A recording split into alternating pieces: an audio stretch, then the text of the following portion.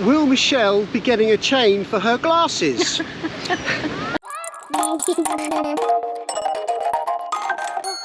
Right, a question.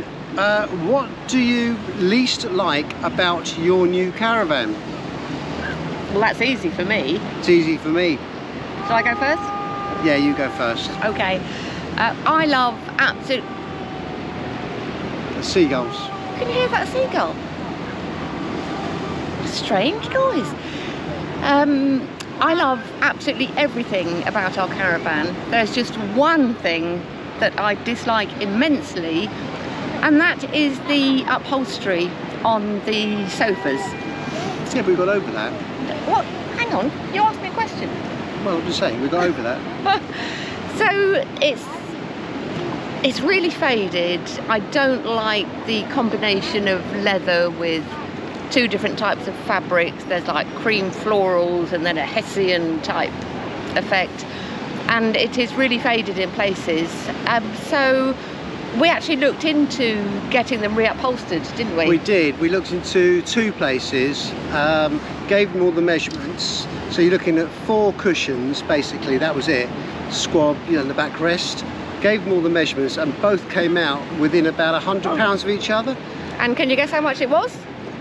I was quite shocked. And it wasn't going to be leather or anything. Just standard cloth, upholstery fabric, you know.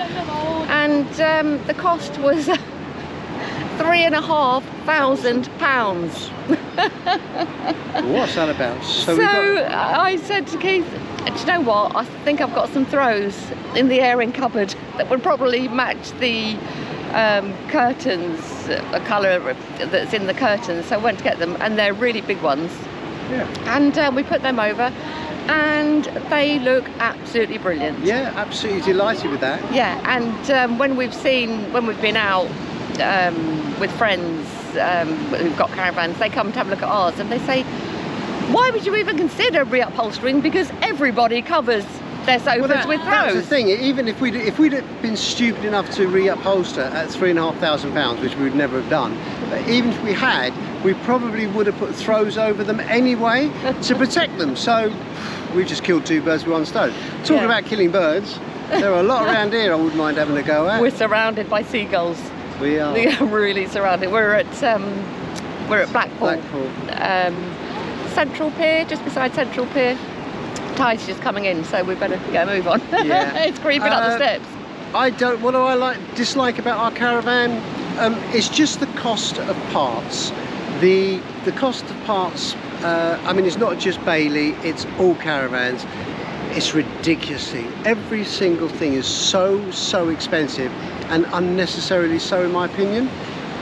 You know, it's just so expensive if you want to replace any parts on it. That's the only thing I dislike. But that's not about our caravan, that's about caravanning generally. Okay. Okay, that's that one answered. Quick, we need to move. We need to move.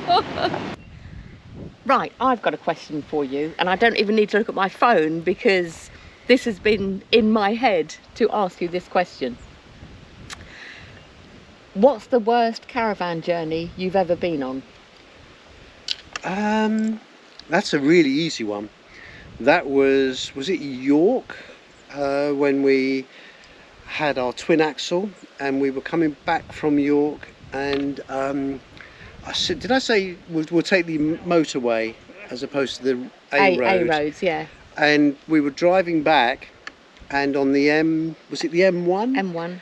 M1, a coach caught fire about 5 miles ahead of us, and it was in the centre lane, and they closed the whole lane, sorry, all 3 lanes of the motorway, because there was diesel spillage, and it was a nightmare. And we thought, oh, okay, it's half an hour delay, and it turned out to be about 7 hours. Oh, it was ridiculous. We were stuck on the motorway for hours and hours and hours and hours and hours. It was and everyone was getting out of their cars. Yeah, people were going over the barriers to go to the toilet. There were families with children. It was all, I mean, we were fortunate because we had the caravan, so we could go to the toilet in the caravan. But that was what was bizarre is the Highways Agency. I remember saying at the time, and this was about 2 years ago, 3 years ago, but the Highways Agency that had closed the road, obviously the M1 was closed, and there were, I would say, thousands of cars stranded, including us. And for hours, as we said, I'm not exaggerating, it was about 6-7 hours we were there for. And the Highways Agency didn't even sort of come round with water or see if everyone's okay. Yeah. It was. What they actually had to do was they had to resurface that patch of tarmac, whatever it is, on the M1. So it was totally closed. Eventually we managed to get off, but we had to come off before that they opened the slip road, because they closed the slip road as well. So we came off and we had to go through little villages in the dark, towing a twin axle caravan, which we'd never been down before. There was absolute chaos, traffic everywhere, and by the time we got back to our storage yard, it was too late because it was dark and you're not allowed in after dark. You have to park on the sort of overnight bay area, where fortunately they do have an electric socket. Well, we called them and let them know, and they were like, yeah, you can just park up there, hitch up, hook up. So we had to park there overnight. I mean, the beds had all been stripped, everything was put away, so just for that one night we had to kind of make do, didn't we? I think we had some beans and eggs or something. Eggs and beans, yeah, I think you're right. yeah. But it was a horrendous experience. Anyway, got up early the next morning, managed to get into storage and drove home. But that's not the only bad experience that I can remember. It was when we were in, another one was when we went to France. We had driven down to Normandy area. Yeah. And we were travelling back up towards Calais area, and Keith took a wrong turning. That's right. Yes. Because you did your, like, I said, which way, Shell? Don't know. Just no, I said, I think straight on, and you said, no, sat nav saying go left, go left. So he turned left and we went down this... Oh, it was one of those roads that just does that. Oh my God. Narrow country lane, leading to nowhere. And it just went on forever and forever. And I was just frozen, rigid in the car seat, wasn't I? I couldn't move, I couldn't breathe, I couldn't speak. And we could see that we were nearly coming to the end of this road. And there were no oncoming vehicles. But just as we were coming to the end, a lady came towards us in a car. And she sat there, we sat there, and Keith was like, I'm not moving.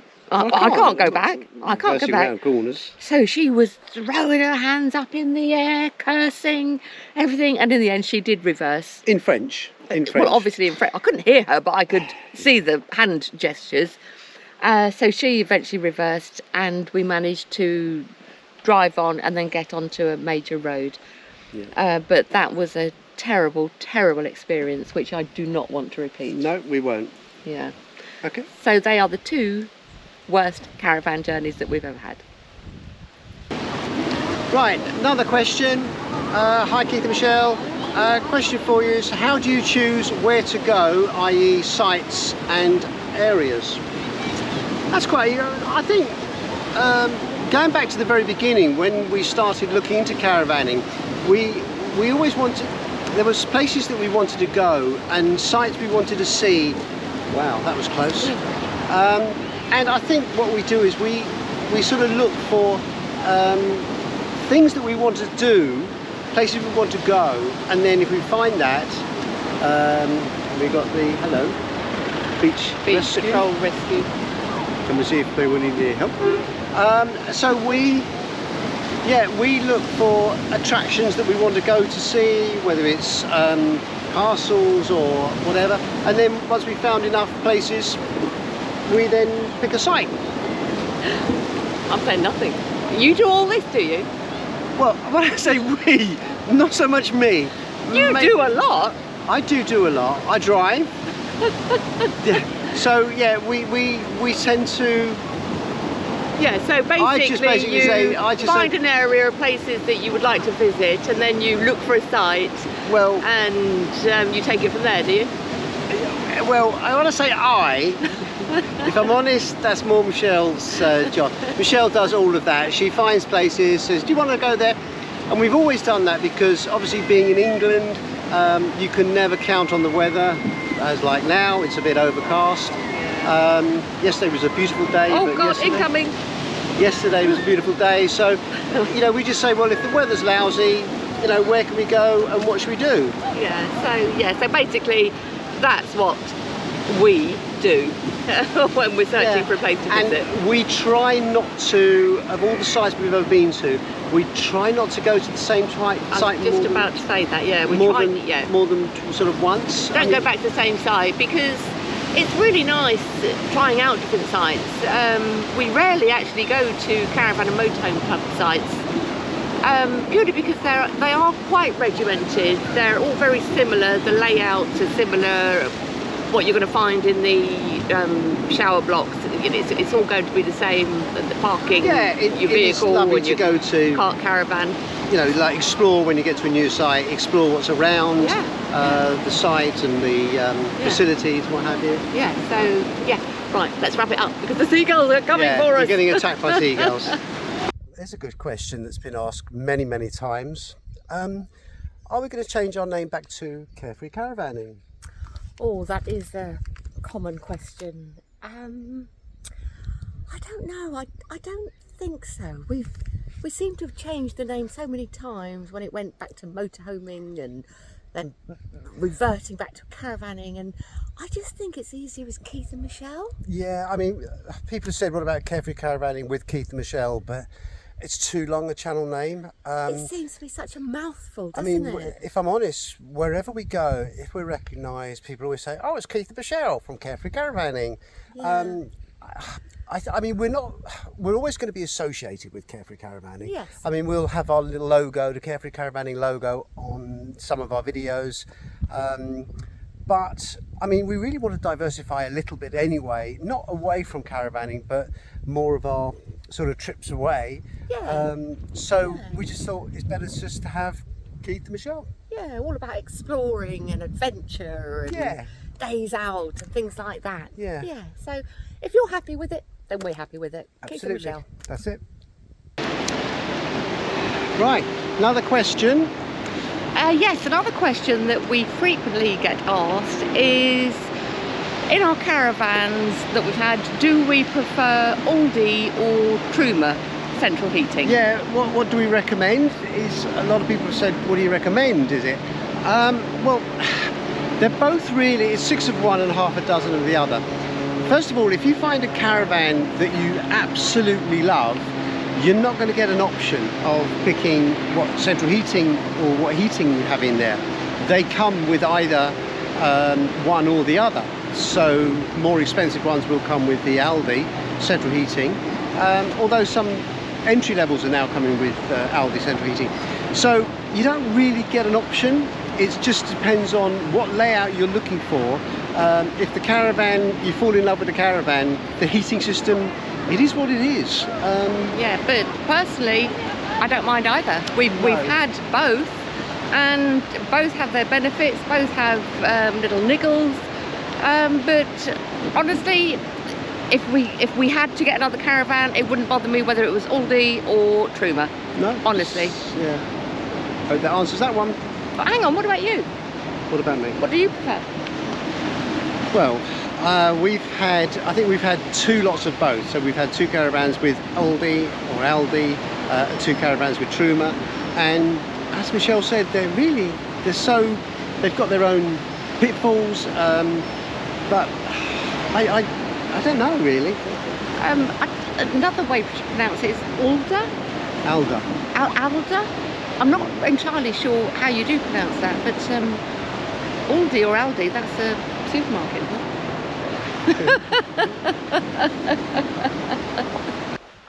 Okay, I've got another one for you. Go on then. Will you be following the same route as other channels do, other YouTube channels, and doing paid promotions, promoting Product reviews. product reviews, that kind of thing? No. We get offered probably, well, certainly daily, we get emails of people asking us to promote their products. Some will say they'll give us products free. Others say they'll pay so much £100 for 30 seconds or minutes promotion. But we've always said, unless we find something that is going to be, that we would use, that we in turn we know you would use, there's no point. I mean, I know there's power banks up there and e-bikes up there, but we wouldn't use it. No, I certainly wouldn't use it. So no, not really. I mean, some of the stuff we get offered is so out there, it's so bizarre that no. So no, not unless something came up that was useful for caravanning and the likes of you guys. Sorry, hang on. Hang on. The gentleman just taken his toilet cassette along the road. He doesn't want it on camera. He doesn't want it on camera. So yeah, no, we won't. At this stage we don't have any intention. We have no intention of doing paid promotion. Unless it was something that we totally believed in and would be useful to us as caravanners. Yeah, in return we would find that you would probably, or you would find useful too. Yeah. Good. Hi Keith, Michele. Oh, this is one for you. Michele, do you worry about Keith's health after last year's issue? Well, yes, obviously. I worry about him all the time. You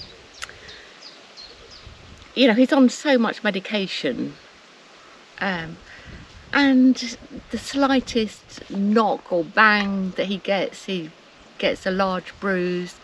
I mean, the other day he literally scratched his face. Where is it?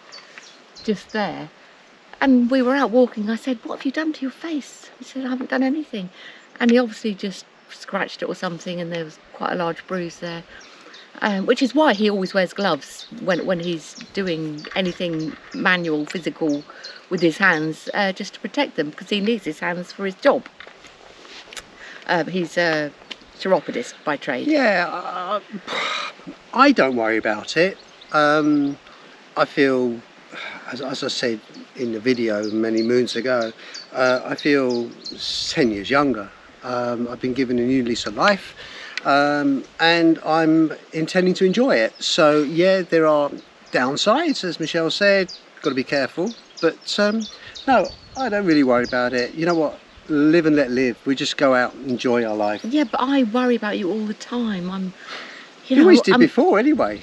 Well, I'm more so now. It's like, don't do this, or be careful of that, watch your step, and don't lift that, it's too heavy. And I'm like the washing up. I can't do the washing up, it's far too heavy. Or make the beds, can't do that. Okay, enough of that one. No, it's a bit like when you went to the dentist. I was terrified. I was more worried about you going to the dentist, having a tooth out. In case you wouldn't heal or wouldn't stop bleeding or something. But anyway, yes, I do worry about him. I'm very particular about his diet, what he eats, what he puts inside his body. Yeah, I'm really strict. Probably so much so that I get on your nerves. Yep, absolutely. Yeah. Enough of that one. So yes, in answer to that question, yes, I do worry about his health. Another question, will Michele be getting a chain for her glasses? You can answer that.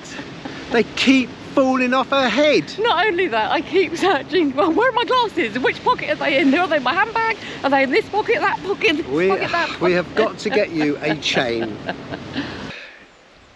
This is to both of us. A couple of people have asked this one. Do we enjoy vlogging, and does it ruin our holidays? Do you want me to go first? Yeah. Okay. I love vlogging. I love going out and about, different places, different locations, different experiences, taking photographs, taking videos, doing a little bit of research about where we're visiting so I can share the knowledge of that local place with you, local information. And when it comes to the editing, I actually do the editing, and I love that, don't I? Yeah, I enjoy it. I love when the video goes live and getting the comments and seeing everyone's comments and people interacting with us.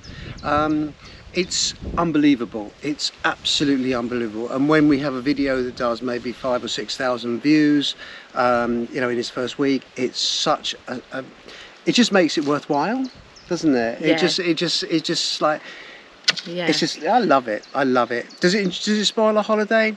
Not really, because we always look at a video when we do these travel ones. We always say, well, in the winter months, sort of November, December, January, even time when it's winter, it's nice for us to look back at where we went the year before and beautiful weather. So no, absolutely love it. In fairness, I take more photos and videos when we're out and about than you do. You do, yeah. And it probably drives Keith mad, because It we're does. walking along and then I suddenly stop and he's sort of halfway up the road and he turns around, where's Michelle gone? Yeah, no. And I'm there snapping pictures, taking videos and what have you. But you know, the editing process, I love creating a video and putting music to it and telling a story, and I really, really love it.